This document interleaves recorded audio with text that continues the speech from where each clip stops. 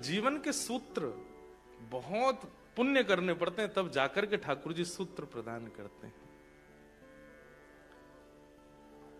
हर कोई अर्जुन नहीं बन जाता। महाभारत में गीता का ज्ञान ठाकुर जी ने कहा, लेकिन सुना केवल अर्जुन नहीं। अर्जुन का नाम अर्जुन क्यों? अर्जनात अर्जुन, जो अर्जन करना जानता है, जो इकट्ठा करना जानता है, जो संभालना जानता है, उसको अर्जुन कहते हैं। उसने ही सुना। और जब भीष्म पितामह ये युधिष्ठिर को बाद में शोक हुआ, जैसा अर्जुन को पहले शोक हुआ, ऐसा ही युधिष्ठिर को बाद में शोक हुआ।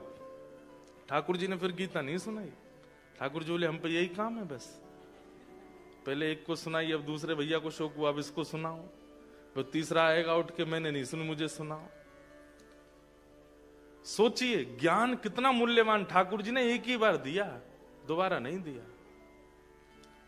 लेकिन युधिष्ठिर की स्थिति जब बहुत बिगड़ गई, तब ठाकुर जी बोले, ठीक है, तो तुम्हारा ज्ञान, तुम्हारा जो अंधकार है हृदय का, वो दूर तो रणभूमि में पड़ा हुआ मेरा भीष्म पितामह दूर करेगा।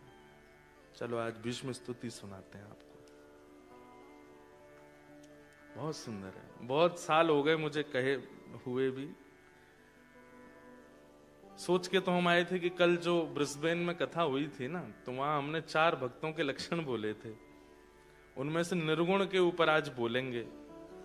लेकिन अभी भीष्म पितामह के भाव छू रहे हैं हृदय को, तो भीष्म स्तुति सुनाते हैं।